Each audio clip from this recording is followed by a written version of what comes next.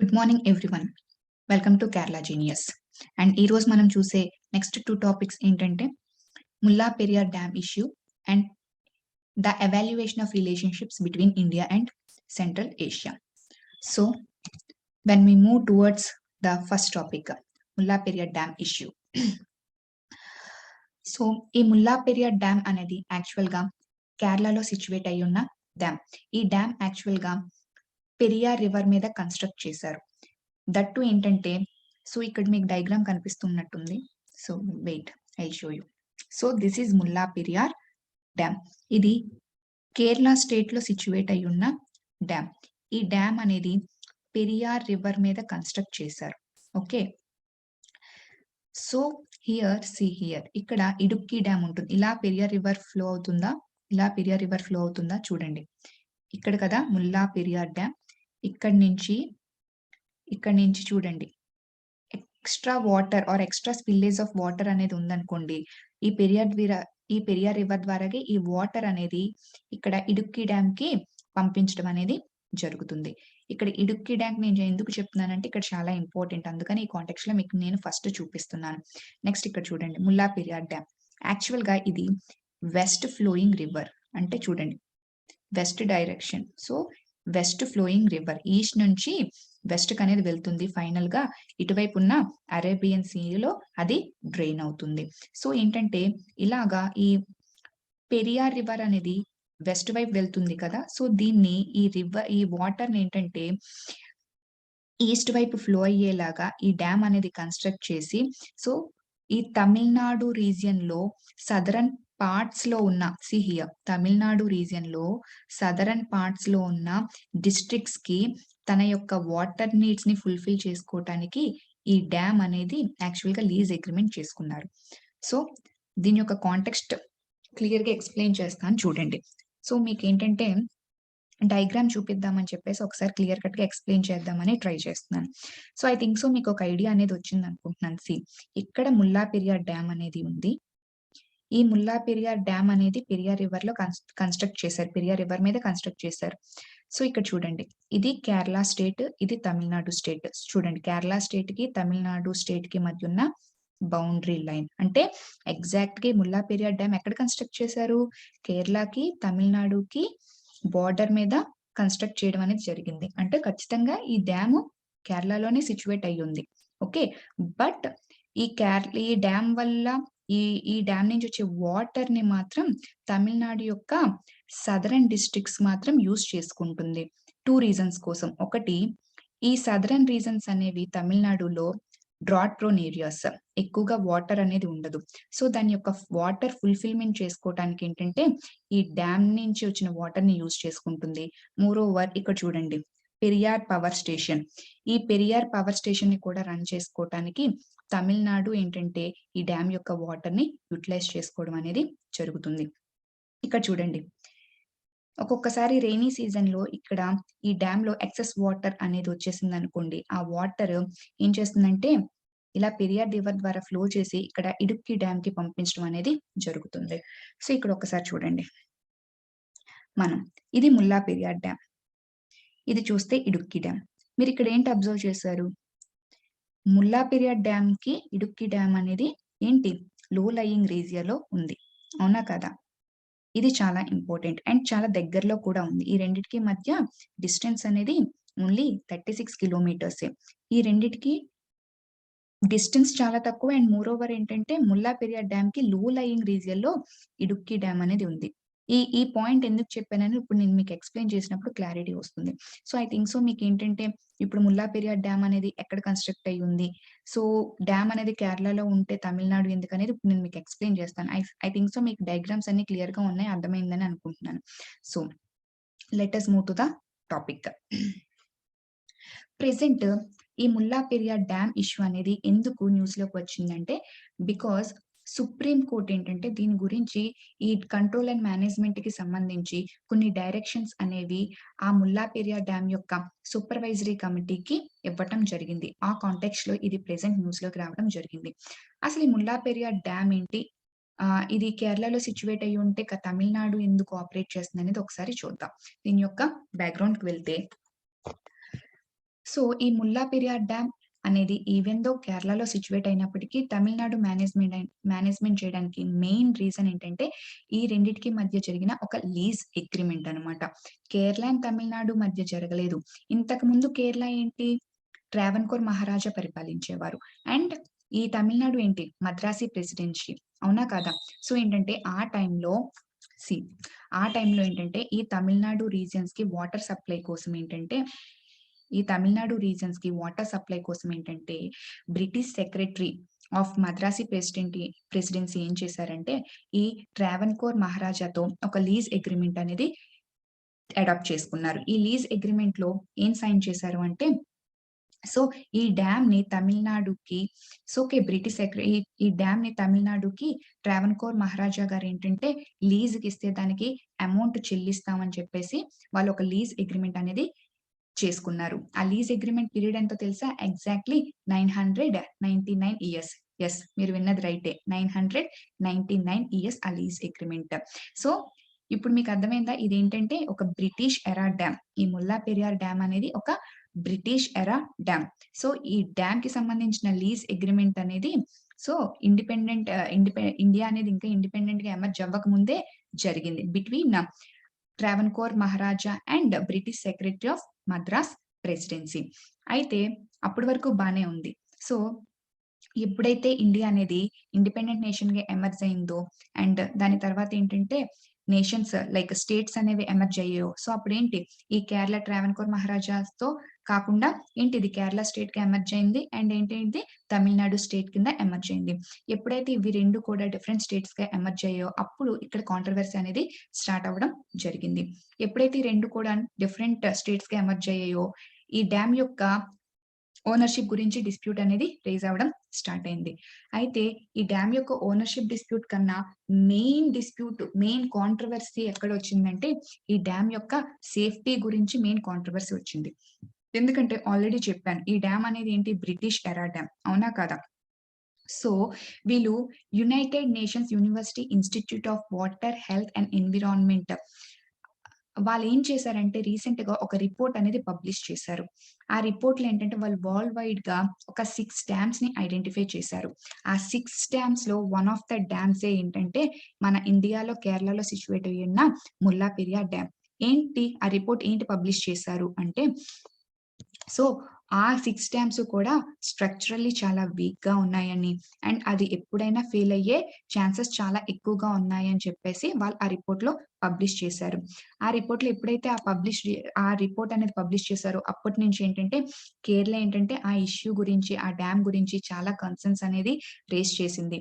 చాలా safety measures తీసుకోవాలని చెప్పేసి తమిళనాడు గవర్నమెంట్‌కి చాలా డిమాండ్స్ కూడా చేయడం జరిగింది.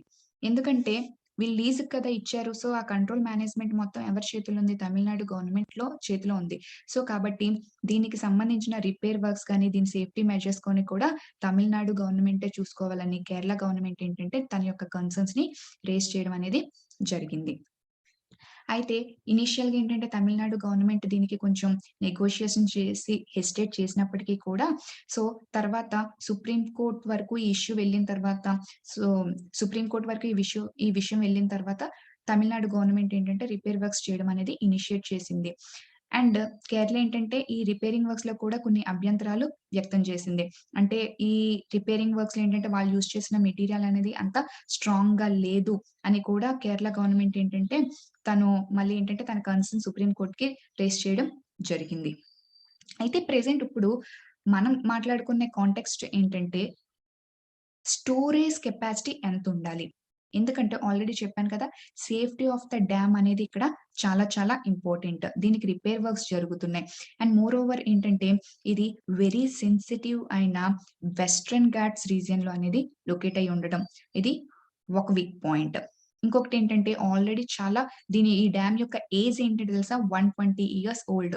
ఆల్రెడీ చాలా ఓల్డ్ అయిపోయిన డ్యామ్. సో, స్ట్రక్చరల్లీ చాలా వీక్ అయిపోయిన డ్యామ్ కూడా. సో, దానివల్ల ఏంటంటే ఈ సేఫ్టీ గురించి చాలా మోర్ కన్సర్న్స్ ఉన్నాయి. ఇక్కడ స్టోరేజ్ గురించి ఎక్కువ స్టోరేజ్ అనేది ఉండకూడదు అనేది కేరళ యొక్క భయం. ఎందుకంటే ఒకసారి చెప్తాను చూడండి.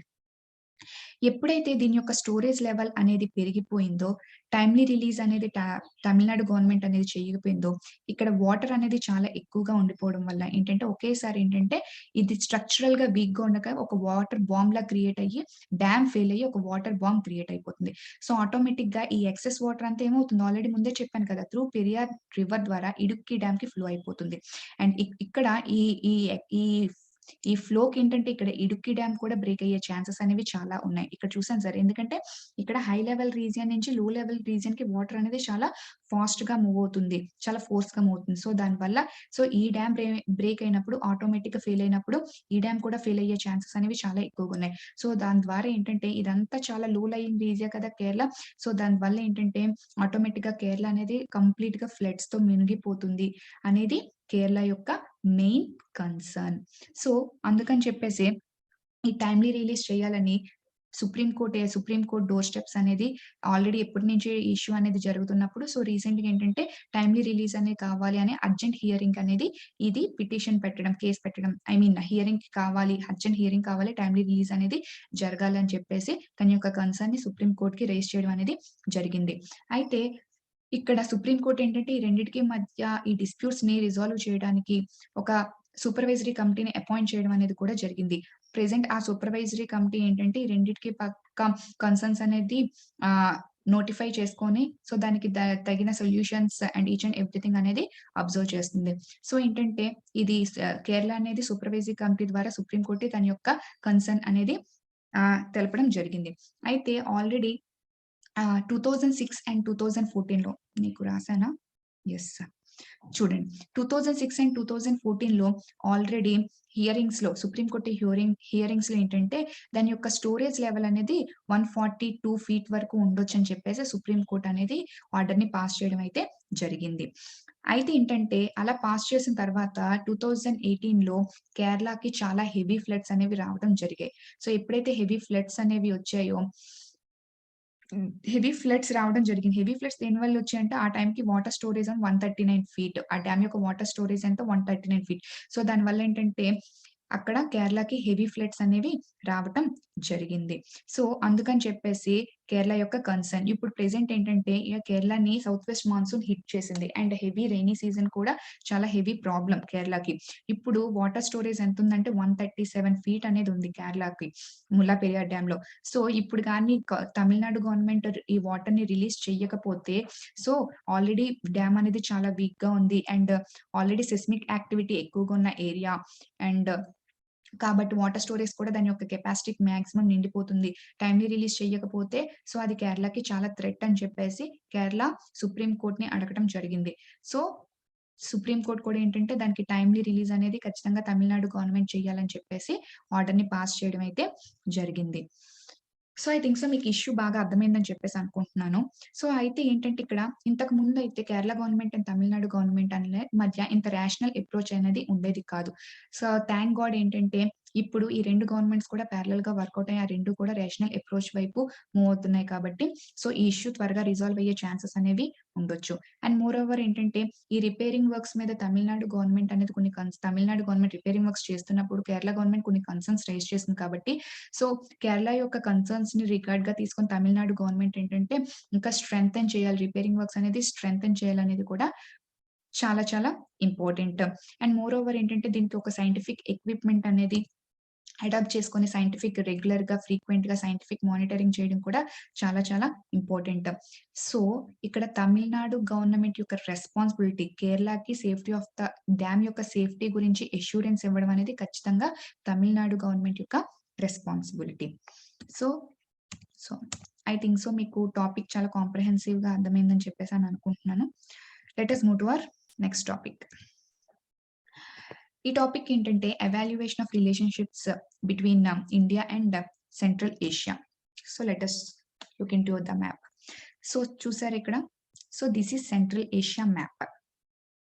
సెంట్రల్ ఏషియాలో ఒకప్పుడు ఇవి సోవియట్ రిపబ్లిక్స్ అని చెప్పేసి అంటారు. Turkmenistan, Uzbekistan, Kazakhstan, Kyrgyzstan and Tajikistan. ఈ 5 కంట్రీస్‌ని కూడా ప్రెజెంట్ అయితే మాత్రం వీటిని సెంట్రల్ ఏషియన్ కంట్రీస్ అని చెప్పేసి అనడం జరిగింది.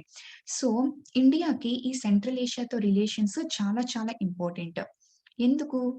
3 ఫ్యాక్టర్స్. ఒకటి జియో పొలిటికల్ గాను, ఒకటి జియో ఎకనామిక్ గాను, ఇంకొకటి జియో స్ట్రాటజిక్ అన్న.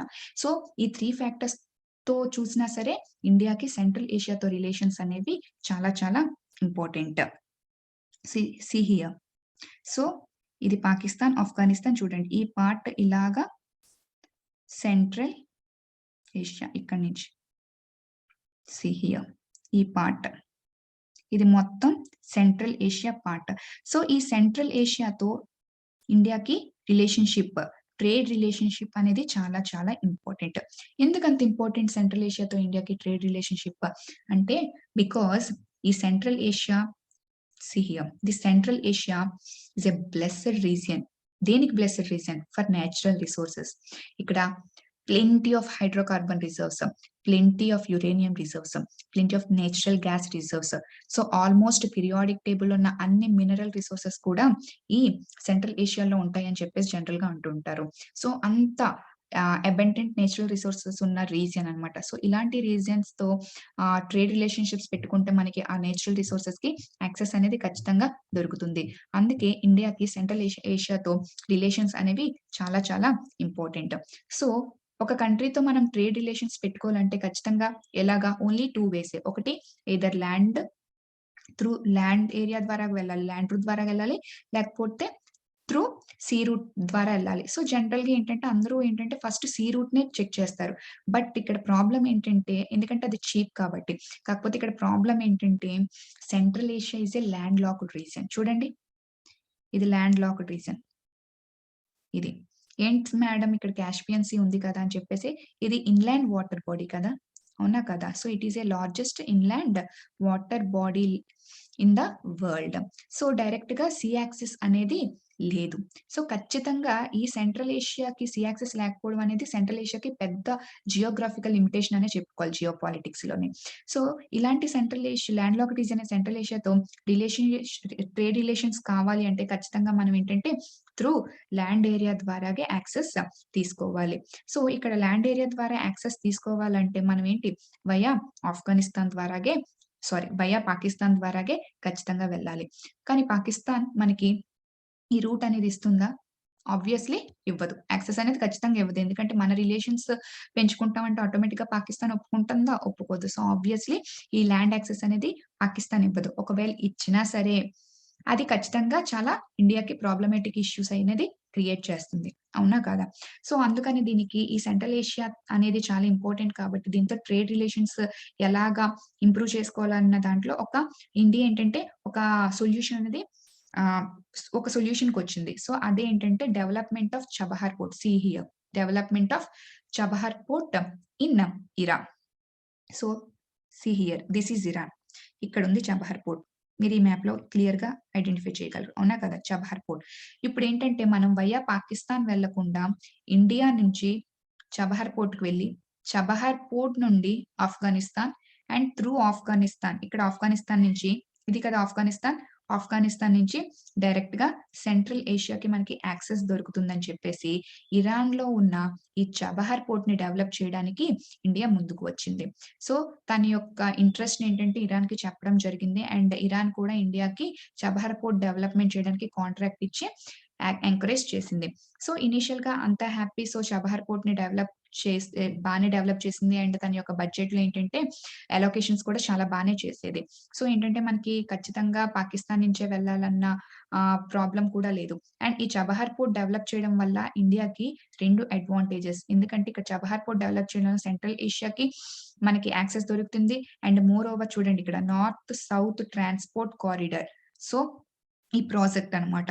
సో, దీనివల్ల ఏంటంటే మనం జనరల్‌గా ఏంటంటే రష్యాతో గాని లేకపోతే యూరోప్‌తో గాని మనం ట్రేడ్ రిలేషన్స్ పెట్టుకోవాలంటే ఇది యాక్చువల్‌గా ట్రెడిషనల్ రూట్. ఇంత లాంగ్ రూట్ సూయస్ కెనాల్ నుంచి ఇంత లాంగ్ రూట్ నుంచి మనం వెళ్లి ట్రేడ్ రిలేషన్స్ అనేవి పెట్టుకుంటున్నాం. For China and Europe. కానీ ఏంటంటే ఇప్పుడు మనం ఇక్కడ చబహార్ పోర్ట్ అనేది మనం డెవలప్ చేసుకుంటే ఏంటంటే ఇక్కడి నుంచి ఇరాన్ నుంచి చూడండి ఇక్కడ చిన్నగా ఉంది కాస్పియన్ సీ దగ్గర అజర్బైజాన్. ఇక్కడ నుంచి డైరెక్ట్‌గా మనకి రష్యా నుంచి యూరోప్‌కి మనకి యాక్సెస్ అనేది దొరుకుతుంది. అండ్ మోర్ ఓవర్ మనం ఏంటంటే ఇరాన్ నుంచి త్రూ వయా ఆఫ్ఘనిస్తాన్ నుంచి సెంట్రల్ ఏషియాకి రావచ్చు. లేకపోతే రష్యా నుంచి కూడా సెంట్రల్ ఏషియాకి మనం రావచ్చు. సో, ఈ విధంగా మనకి ట్రేడ్ రిలేషన్స్ అనేవి ఖచ్చితంగా సెంట్రల్ ఏషియాతో, రష్యాతో, యూరోప్‌తో మనకి ఖచ్చితంగా డెవలప్ అవుతాయి. సో, ఇది ఒక మంచి ఇన్నోవేటివ్ ప్రాజెక్ట్. సో, దీని గురించి అందుకే ఇండియా కూడా ఫస్ట్‌లో చాలా ఇంట్రెస్ట్ చూపించి డెవలప్ చేయడానికి చాలా చాలా ఇంట్రెస్ట్ కూడా పెట్టింది. చాలా పొటెన్షియల్‌తో కూడా డెవలప్ చేయడానికి ట్రై చేసింది. అయితే ఇక్కడ సీన్‌లోకొచ్చిందేంటంటే, మీకు ఇరాన్ అనగానే ఒకటి గుర్తు రావాలి. ఏంటి? అమెరికా సాంక్షన్స్ ఉంటాయి కదా! అవునా? కాదా? సో, ఎప్పుడైతే ఇరాన్ న్యూక్లియర్ పవర్ నుంచి బయటికి వెళ్ళిపోయిందో, సో, ఆటోమేటిక్‌గా ఏం చేసింది అమెరికా? సో, దాంతో ఎటువంటి ట్రేడ్ రిలేషన్స్ పెట్టుకోకూడదని చెప్పేసి సాంక్షన్స్ విచ్చింది. అవునా? కాదా?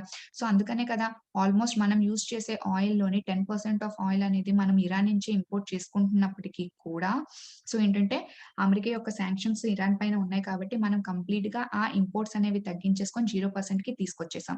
అవునా కదా! సో, అలాంటప్పుడు ఇరాన్ మనం చబహార్ పోర్ట్‌లో ఇరాన్‌లో చబహార్ పోర్ట్‌ని డెవలప్ చేస్తున్నప్పుడు అమెరికా దీనికి ఎలా యాక్సెప్ట్ చేసింది? ఇక్కడ అమెరికాకొచ్చే లాభం ఏమైనా ఉందంటారా? అందుకే యాక్సెప్ట్ చేసిందా? యెస్. అవును. మనం గట్టిగా ఆలోచిస్తే ఏంటంటే ఇక్కడ అమెరికాకొచ్చిన లాభం ఉంటుంది ఖచ్చితంగా. ఎలా ఉంటుంది చూద్దాం. అమెరికాకి డైరెక్ట్‌గా ఉండదు. చైనా ఇన్‌ఫ్లూయెన్స్ తగ్గించడం వల్ల అమెరికాకి లాభం. ఎలాగో చూడండి ఇక్కడ. సో, ఇది కదా ఇరాన్‌లో ఉన్న చబహార్ పోర్ట్. ఇక్కడ చూడండి పాకిస్తాన్. సో, ఇక్కడ పాకిస్తాన్‌లో గ్వాదర్ పోర్ట్ ఉందా? ఈ పోర్ట్‌ని చైనా డెవలప్ చేస్తుంది. ఈ పోర్ట్‌ని యాక్చువల్‌గా చైనా డెవలప్ చేస్తుంది. సో, ఎప్పుడైతే ఈ పోర్ట్‌ని చైనా డెవలప్ చేసిందో ఆటోమేటిక్‌గా via Pakistan, Afghanistan, central Asia ద్వారా దాని కనెక్టివిటీ దొరుకుతుంది. ఆల్రెడీ దాని కనెక్టివిటీ ఉంటుంది. సో, దాని యొక్క ట్రేడ్ ఇన్‌ఫ్లూయన్స్ అనేది పెరుగుతుంది. ట్రేడింగ్ రిలేషన్స్ అనేవి పెరుగుతాయి. అవునా కదా! సో, ఆటోమేటిక్‌గా ఎప్పుడైతే అమెరికా అనేది ఇండియా చబహార్ పోర్ట్‌ని డెవలప్ చేయడానికి రెస్ట్రిక్షన్స్ ఇప్పుడు ఇంపోజ్ చేయలేదు. ఎందుకంటే ఈ గ్వాదర్ పోర్ట్ ఈ గ్వాదర్ పోర్ట్‌కి చబహార్ పోర్ట్ కాంపిటీషన్ అవుతది. సో, దీని యొక్క చైనా యొక్క ట్రేడింగ్ ఇన్‌ఫ్లూయన్స్ అనేది ఖచ్చితంగా తగ్గుతుంది. ట్రేడింగ్ స్కోప్ అనేది తగ్గుతుంది. ఎందుకంటే చబహార్ పోర్ట్ నుంచి ట్రేడింగ్ అనేది ఆల్‌మోస్ట్ ఇండియా సెంట్రల్ ఏషియాకి, రష్యాకి అనేది ఇంక్రీజ్ చేసుకుంటుంది కాబట్టి ఆల్‌మోస్ట్ ఈ 2 పోర్ట్స్ కూడా ఒకదానితో ఒకటి కంపీట్ అవుతాయి. సో, అందుకని చెప్పేసి చైనా యొక్క ట్రేడింగ్ రిలేషన్స్, ట్రేడింగ్ స్కోప్‌ని తగ్గించటానికి ఈ చబహార్ పోర్ట్ అనేది యూజ్ అవుతుంది కాబట్టి అమెరికా ఏంటంటే ఈవెన్ దో ఇండియా చబహార్ పోర్ట్‌ని డెవలప్ చేస్తున్నప్పటికీ కూడా సాంక్షన్స్ అనేవి విధించలేదు. అయితే ఇక్కడ వన్ రీజన్ మనం ఆయిల్ ఇంపోర్ట్స్ ఎప్పుడైతే తగ్గించేసుకున్నామో అప్పుడు ఇరాన్‌కి, మనకి మధ్య రిలేషన్స్ అనేవి వీక్ అయ్యాయనే చెప్పాలి. బట్ ఏంటంటే ఈ చబహార్ పోర్ట్ డెవలప్ చేస్తున్నాం కాబట్టి రిలేషన్స్ అనేవి మెయింటైన్ అయ్యాయి. అప్పుడే సీన్‌లోకి ఎంటర్ అయింది ఏంటంటే సౌదీ అరేబియా. సో, అప్పుడే సీన్‌లోకి ఎంటర్ అయింది Saudi Arabia. See here. Saudi Arabia. So, ఇప్పుడేంటంటే ఇరాన్‌లో ఈ చబహార్ పోర్ట్ అనేది ఎప్పుడైతే డెవలప్ అయిందో, ఆటోమేటిక్‌గా ఇక్కడ ఇరాన్ యొక్క ఇన్‌ఫ్లూయన్స్ అనేది ఇటువైపు సెంట్రల్ ఏషియాలో, ఇటువైపు సౌత్ ఏషియాలో, ఇటువైపు సౌత్ ఈస్ట్ ఏషియాలో కూడా దీని యొక్క డామినెన్స్ పెరిగిపోతుంది. దీని యొక్క ఇన్‌ఫ్లూయన్స్ పెరిగిపోతుంది. అని చెప్పేసి సౌదీ అరేబియా ఏంటంటే దీని యొక్క ఇన్‌ఫ్లూయన్స్ తగ్గించాలి, దీని యొక్క డామినెన్స్ తగ్గించాలి అని చెప్పేసి సౌదీ అరేబియా ఏం చేసిందంటే అమెరికాకు వెళ్లి చబహార్ పోర్ట్ డెవలప్‌మెంట్ ఎలాగైనా ఆపాలి అని చెప్పేసి చెప్పింది. సౌదీ అరేబియా చెప్తే అమెరికా వింటుందా? వినింది. ఎందుకు? సౌదీ అరేబియా అండ్ అమెరికా అనేవి 2 కూడా చాలా ఫ్రెండ్లీ నేషన్స్. సో, అందుకని చెప్పేసి సౌదీ అరేబియా అడిగిన రిక్వెస్ట్‌కి అమెరికా ఒప్పుకొని ఏంటంటే ఇండియా తనంతల తానే చబహార్ పోర్ట్‌ని వదులుకునేలాగా త్రూ బ్యాక్ చానెల్ ద్వారాగా వర్కౌట్ చేసింది. పెద్దన్న అమెరికా ఏం చెప్తే వినాలి. అది ఇండియా వింటుంది. అందరూ వినాలని కాదు. ఎందుకంటే న్యూక్లియర్ పవర్ ఇరాన్‌తో రిలేషన్స్ అనేవి వదులుకోమని చెప్పింది. బట్ రష్యా వదులుకుందా? వదులుకోలేదు. చైనా వదులుకుందా? వదులుకోలేదు. ఎవరెవరు వదులుకున్నాయి? యూరోపియన్ యూనియన్ అండ్ ఇండియా మాత్రమే కదా వదులుకున్నాయి. మనం ఏంటంటే ఎక్కువగా అమెరికా ఏం చెప్తే అది వినడానికి ఎక్కువగా ట్రై చేస్తాం. ఇంత స్ట్రాటజిక్‌గా important Iran relations Chabahar port డెవలప్‌మెంట్‌ని కేవలం అమెరికా చెప్పిందని మనంతట మనమే వదులుకున్నాం. మనం ఎలా వదులుకున్నాం?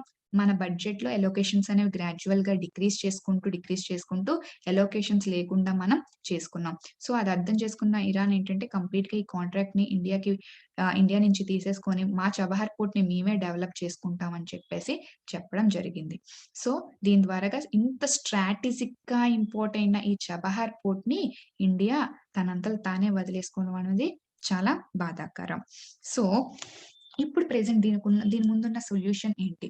సో, ఇప్పుడు వయా పాకిస్తాన్ మనకి చాలా చాలా కష్టం. సో, ఆఫ్ఘనిస్తాన్ ఇంతకుముందు ఓకే. బట్ ఇప్పుడేంటంటే తాలిబాన్ హ్యాండ్ ఓవర్‌లోకి ఎళ్ళిపోయింది కాబట్టి, ఈ డీస్టెబిలైజేషన్ కూడా ఆఫ్ఘనిస్తాన్‌లో మనకి చాలా ప్రాబ్లమ్. సో, ఇలాంటి టైంలో ఏంటంటే వయా పాకిస్తాన్ అండ్ ఆఫ్ఘనిస్తాన్ మాత్రమే సెంట్రల్ ఏషియా వెళ్ళాలి అంటే అది ఇండియాకి ఇంపాసిబుల్ అనే చెప్పుకోవాలి. సో, మళ్ళీ ఈ చబహార్ పోర్ట్ డెవలప్‌మెంట్ విషయం గురించైనా ఒకసారి మాట్లాడి, సో, ఆల్రెడీ కాంట్రాక్ట్ పోయింది కాబట్టి, సో, మళ్ళీ ఇరాన్‌తో రిలేషన్‌షిప్స్ అనేవి ఇండియా అనేది ఖచ్చితంగా స్ట్రెంథెన్ చేసుకోవాల్సిన అవసరం ఎంతైనా ఉంది. సో, ఈ కాంటెక్స్ట్ ఎందుకు మాట్లాడుతున్నానంటే, ఇప్పుడు చూస్తే కొత్తగా వెస్ట్ ఏషియాలో క్వాడ్ ఫార్మ్ అవుతుందా? ఇది కదా west Asia. Where is the sorry guys. So, ఇది కదా వెస్ట్ ఏషియా. సో, మళ్ళీ క్వాడ్ ఫార్మ్ అవుతుందా అని చెప్పేసని అడుగుతున్నారు. అవునా కాదా? క్వాడ్ ఫార్మ్ అయ్యే రీజన్స్ ఉన్నాయని. ఎందుకంటే ఇక్కడ ఏంటేంటి US, India, UAE, United Arab Emirates ఇంకొకటేంటి ఇజ్రాయెల్. ఈ 4 కంట్రీస్ కలిపి ఫ్యూచర్‌లో క్వాడ్ ఫార్మేషన్ జరగబోతుందా అని చెప్పేసి చాలా ఆర్టికల్స్ అనేవి రావటం జరిగింది. ఈ క్వాడ్ ఫార్మేషన్ జరిగేటానికి ఖచ్చితంగా చెప్పొచ్చు. Economic relations with west Asia అనేది ఖచ్చితంగా ఇండియాకి పెరుగుతాయి. అందులో సందేహం ఏమీ లేదు. ఎందుకంటే యూఏ అనేది మంచి ఇన్వెస్ట్‌మెంట్స్ తీసుకొస్తుంది. అండ్ ఇజ్రాయెల్ అండ్ యూఎస్ అనేది మంచి ఇన్నోవేషన్స్ అండ్ టెక్నాలజీస్ అనేవి ఇండియాకి తీసుకొస్తాయి. సో, ఇండియాకున్న హ్యూమన్ క్యాపిటల్‌ని కరెక్ట్‌గా యుటిలైజ్ చేసుకుంటే, సో, ఆ 3 కంట్రీస్‌తో మనకి రిలేషన్స్ అనేవి స్ట్రెంథెన్ అవి ఇండియన్ యొక్క ఎకనామిక్ గ్రోత్‌కి యూజ్ అవుతది. కాకపోతే సో, దీనివల్ల మనం ఏం కోల్పోతున్నాం అనేది ఇక్కడ చెక్ చేసుకోవాలి.